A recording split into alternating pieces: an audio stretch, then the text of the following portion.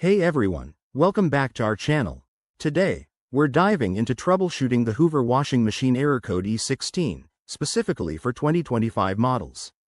If your washing machine is flashing E16 and refusing to start, don't panic.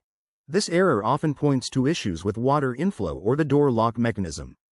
It's a common problem, but with a few simple steps, you might fix it yourself and get your laundry back on track. First off, what does E16 mean?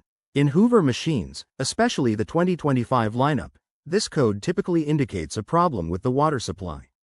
It could be something as simple as a kinked hose or a blocked filter, or it might involve the door not closing properly.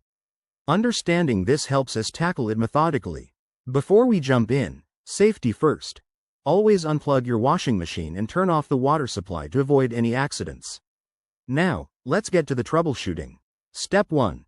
Check the water inlet hoses. Make sure they're not twisted, kinked, or blocked. Give them a good inspection and ensure the tap is fully open.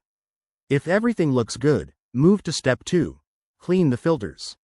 Most Hoover models have a filter at the bottom or near the inlet.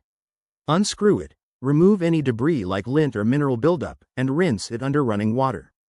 Next, verify the door lock. Sometimes, E16 is triggered if the door isn't shutting correctly. Ensure there's nothing obstructing it, like a piece of clothing or detergent residue. Try closing it firmly and restarting the machine. If the error persists, it might be a sensor issue. In that case, run a diagnostic cycle if your model has one, or consult the user manual for your specific 2025 version.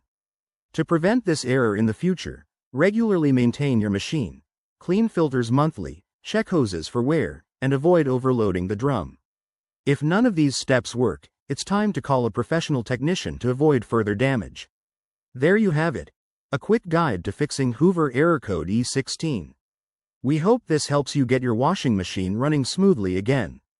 If you found this useful, give it a thumbs up, subscribe for more tech tips, and drop your questions in the comments below. Thanks for watching, and we'll see you in the next video.